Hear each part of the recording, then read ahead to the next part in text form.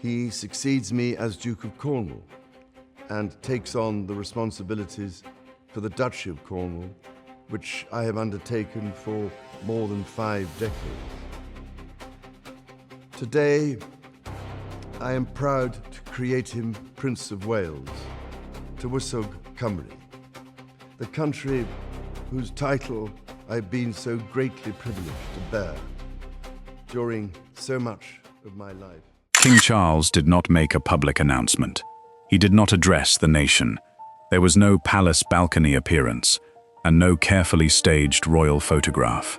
Instead, according to persistent palace speculation that has circulated among royal commentators, he walked into a private room, closed the door behind him, and signed a document so sensitive that almost no one outside his closest constitutional circle was meant to know it existed. Its reported subject was not a state visit, a government matter, or another ceremonial duty. It was Queen Camilla's future, and if the accounts surrounding that meeting are even partly accurate, one signature may have quietly changed the balance of power inside the royal family. Before anyone could ask questions, the document had reportedly been sealed and removed from sight. What startled seasoned palace observers was not simply that Charles had signed it, but the growing belief that Camilla herself had not been consulted before the final decision was made. Within hours, whispers began spreading through royal circles. Why now? What had happened behind closed doors that convinced the king he could no longer wait? And what exactly was written on the pages that so few people were allowed to see? Some insiders claimed the decision followed weeks of confidential legal discussions. Others believed it was the result of growing concern over the monarchy's future once Charles is no longer on the throne. Whatever the truth may be, one thing quickly became clear. This was no ordinary palace paperwork. According to those familiar with royal protocol, it was the kind of decision designed to prevent a crisis before the public even knew one existed. If you look at the coronation footage, as the king and queen leave the thrones and head for the exit of Westminster Abbey on the coronation Saturday, you'll see that everyone bows and curtsies to the king, and no one moves a limb, a muscle, when Camilla passes. And that was because they were angry with Camilla. Hi viewers, if you discovered that someone in your own family had signed an important document about your future without telling you first, would you feel angry or understanding? Type just one word in the comments, because I genuinely want to know what you would do. King Charles did not call a family meeting. He did not summon senior royals to Buckingham Palace. Instead, behind a locked door inside Windsor Castle, he reached for a fountain pen and quietly signed a confidential document said to determine Queen Camilla's future. Only a handful of trusted officials were reportedly allowed inside the room. Whatever was written on those pages was considered so sensitive that palace insiders claim almost no one beyond that circle was meant to know it existed. The king reportedly paused before placing his signature on the final page. Those present allegedly noticed that he read one particular clause twice before reaching for his fountain pen. It was not simply another royal document. According to the reports circulating among palace insiders, this was a carefully prepared legal framework addressing one of the most delicate questions facing the modern monarchy. If those reports were accurate, Charles had decided that uncertainty surrounding Camilla's future could no longer be left to unwritten tradition. Whatever was written inside those pages remained known only to a handful of trusted officials, but one thing appeared certain: the decision had already been made. Then came the detail that immediately fueled speculation throughout royal circles. Sources claimed Queen Camilla had not been present while the document was finalized. Whether that absence was routine procedure or something far more significant quickly became the question whispered through palace corridors. Some believed it meant nothing at all.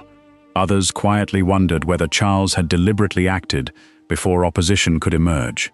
None of those claims have been publicly verified, but the mystery surrounding that private meeting has only continued to grow.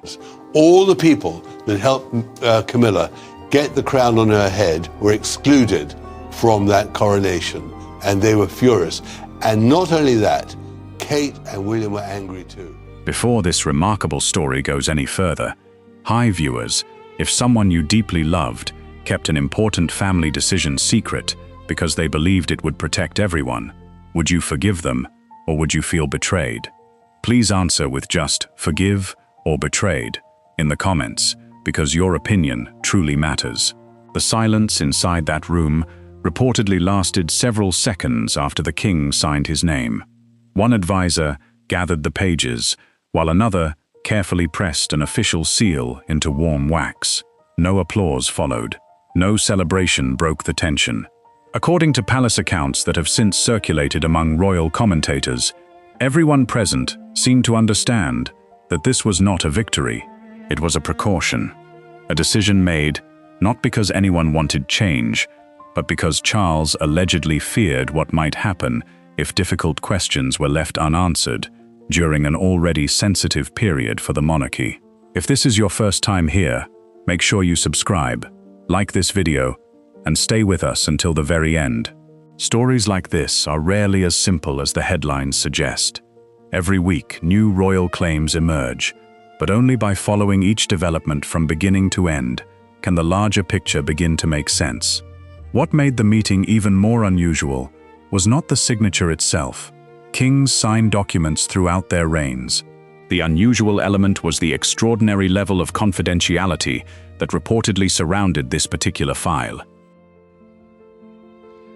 With Catherine beside him, our new Prince and Princess of Wales will, I know, continue to inspire and lead our national conversations, helping to bring the marginal to the center ground. According to several royal commentators, citing palace sources, only a very small number of individuals were allowed to review its contents before Charles approved the final draft. Staff who normally handled sensitive correspondence were allegedly excluded from portions of the process. Even within royal households, information was said to have been tightly restricted. Outside the room, however, ordinary palace life appeared completely unchanged. Visitors continued arriving for scheduled engagements. Courtiers moved through familiar hallways carrying red dispatch boxes. Garden staff prepared the grounds exactly as they always had. Anyone walking through Windsor that afternoon would have seen nothing unusual. Yet inside private offices, according to long-standing royal observers, conversations had already begun about what the king's latest decision could ultimately mean. The questions multiplied almost immediately. Was the document simply a routine constitutional safeguard, prepared years in advance? Had Charles merely clarified existing procedures to prevent future confusion? Or had months of confidential legal advice convinced him that Queen Camilla's future role required formal definition before circumstances forced difficult decisions under public pressure?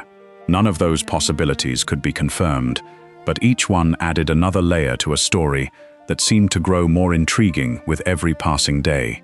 Those closest to constitutional matters reportedly understood something the public rarely considers. Much of the monarchy functions through precedent, convention, and carefully established practice, rather than dramatic public declarations. When uncertainty begins creeping into those traditions, advisors often prefer clarity long before problems become visible. If Charles truly believed questions surrounding Camilla's future had reached that point, signing a confidential framework may have seemed less like an extraordinary act and more like a responsibility that could no longer be postponed. Still, one detail continued bothering those following the rumors. According to insider accounts, the king personally reviewed multiple versions before approving the final wording. Witnesses allegedly recalled handwritten changes appearing in the margins. If true, that suggested Charles was not merely endorsing advice prepared by others. He was shaping it himself. Every adjustment hinted that the document reflected his own thinking rather than simply the recommendations placed before him. For many royal commentators, that distinction mattered. Charles has long been known for reading official papers closely and taking personal interest in constitutional detail. If reports of handwritten revisions were accurate, they suggested this was not a rushed response to sudden events. It was the result of careful reflection, carried out over weeks, perhaps even months. That possibility raised another unsettling question.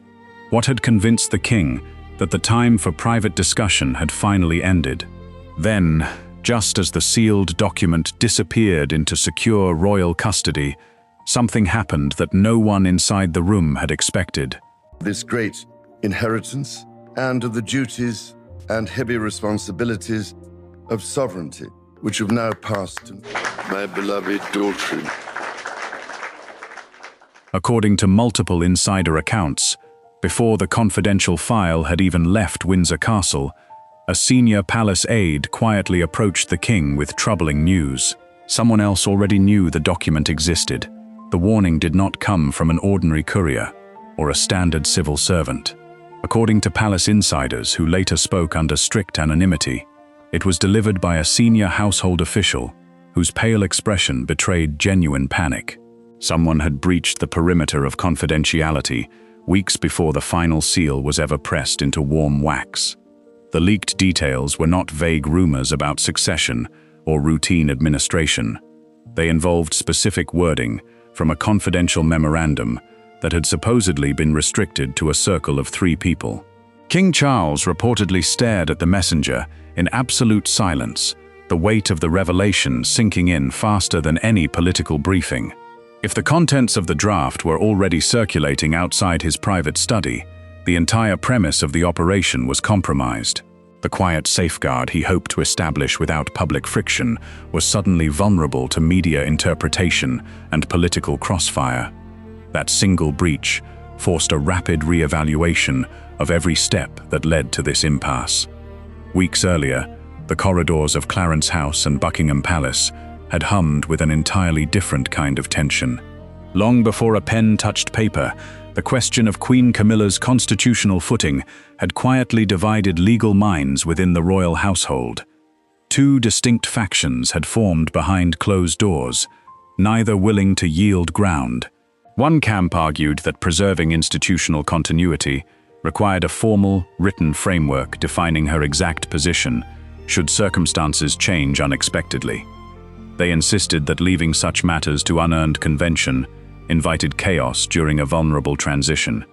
Conversely, an equally influential group of advisors warned against codification. Their perspective was rooted in caution and political reality. Any formal written commitment, they argued, risked dragging the crown back into public controversy, inviting parliamentary scrutiny, and reviving old public debates over royal priorities. These competing memoranda did not merely arrive on desks, they collided. Constitutional experts offered interpretations that directly contradicted one another, leaving the king to weigh advice that felt less like objective counsel and more like institutional turf wars.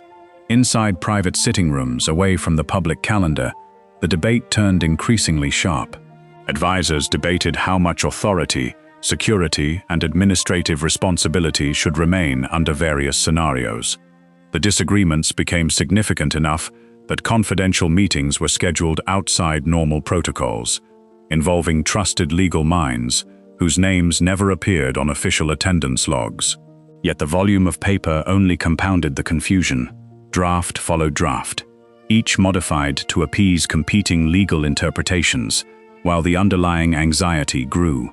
Charles had watched the polarization deepen from his desk, acutely aware that indecision was becoming a greater hazard than action. Sources close to the household suggested he realized months of debate were producing circular arguments rather than solutions.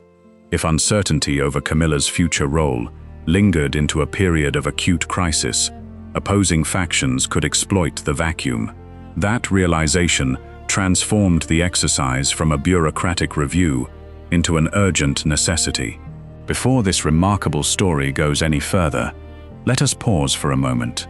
If you knew someone you trusted was keeping a profound secret, simply to shield you from a storm they saw coming, would you thank them for their protection? Or would you pull away because they shut you out? Drop your answer in the comments right now, because your perspective defines how we look at loyalty.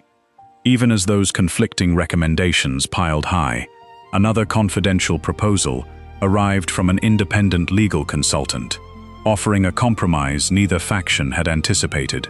Witnesses claimed the document introduced terms that completely shifted the parameters of the debate, forcing the king to disregard previous drafts entirely. Rather than smoothing over the divisions, the new proposal raised the stakes, demanding an immediate choice between opposing visions for the monarchy's future. The tension within the private study reached its peak as Charles reviewed the incoming text alongside earlier submissions. The clock ticked quietly against the wall, while advisors waited outside the heavy oak doors for a verdict that would either calm the household or ignite an internal constitutional firestorm. The final page slipped from the king's fingertips with a sound like a falling leaf, leaving an unnerving silence hanging across the mahogany table. Prince William and Princess Anne had not even been invited into the room when that particular clause was drafted, yet their silent influence loomed over every line written on the parchment. Senior constitutional officials had spent days warning that drawing family members into the administrative core of the monarchy would permanently alter the balance of power within the House of Windsor. Every advisor involved genuinely believed they were acting as the ultimate shield for the institution, yet their fierce loyalty only drove deeper wedges through the royal household. Behind locked doors, sharp words replaced polite diplomatic exchanges as long-standing allies found themselves standing on opposite sides of an invisible constitutional divide. The political pressure bearing down upon Charles was no longer abstract theory or distant rumor. It manifested in cold stares across private corridors and urgent late-night telephone calls from senior courtiers, terrified of what public perception might destroy. Whispers began circulating among household staff that if the secret document ever leaked to the press, the ensuing backlash would tear open old family grievances that took decades to heal. William reportedly insisted through intermediaries that institutional stability required absolute transparency, while other factions argued with equal fervor that total secrecy was the only armor left against relentless public scrutiny. Every official genuinely believed their own strategy was the sole path to survival, yet none of them could agree on what the future actually demanded. Before we uncover what happened next, let us pause and ask ourselves a hard truth. If your own family was tearing itself apart behind closed doors, and you had the power to stop it by carrying the burden entirely alone, would you sacrifice your relationships to save them? Or would you let it all crumble while you stood by paralyzed? Drop your answer in the comments right now, because it is very easy to judge someone else's isolation until you are the one standing alone in the dark. Charles absorbed the escalating friction with heavy resignation, knowing that every faction outside his study door was fighting for a legacy they thought they owned. The pressure inside the palace reached a boiling point when a trusted legal advisor explicitly warned that leaving the succession framework open to interpretation would invite institutional collapse the moment a transition occurred. The king realized that avoiding the conflict was no longer an option, but choosing a side among his closest advisors meant alienating the very people he depended on most. The emotional weight of that isolation cut deeper than any constitutional crisis, forcing him to weigh the survival of the crown against the peace of his own household. Yet amidst the political maneuvering and family friction, a deeper pattern interrupt was taking place. Palace insiders whispered that Charles did not craft the document out of fear or weakness, but from a calculated cold realism that stripped away decades of romanticized royal tradition. He allegedly insisted that the finalized text remain completely locked away from public view until circumstances made concealment impossible, gambling his own reputation against the judgment of history. The advisors outside believed they were managing a transition, but Charles understood he was reshaping the very foundation upon which the monarchy would stand or fall. Then came the moment that froze the blood of the senior aide standing closest to the desk. As the final review neared its end, the advisor's eyes caught a sequence of words tucked away in a quiet paragraph near the bottom of the last page. It was a condition so unexpected and so radically detached from conventional royal protocol that no one in the room could fathom how it found its way into the final draft. The legal aid's hands visibly trembled as the paper rattled in the quiet study, eyes locked onto the startling text tucked inside that obscure paragraph. What lay printed on the document was not a measure of punishment, nor was it a public surrender. According to persistent palace rumors, the text was a masterfully engineered constitutional framework designed to define Queen Camilla's future role with mathematical precision. The provisions reportedly aimed to eliminate ambiguity, set clear boundaries on official duties, and protect the monarchy from internal power struggles during a delicate legal transition. The document sought to shield the institution itself, ensuring that personal grief could never paralyze the administrative mechanisms of the crown. In the quiet hours following that discovery, King Charles reportedly sat alone, staring out into the dimly lit courtyards of the estate. The burden of his decision weighed heavily upon him as he reflected on the crushing demands of sovereign duty, personal legacy, and family unity. He knew that taking action meant risking immediate backlash, but leaving things unwritten meant exposing the entire institution to future ruin. Every line of the text represented a painful compromise between personal loyalty to his wife and his absolute obligation to preserve the crown.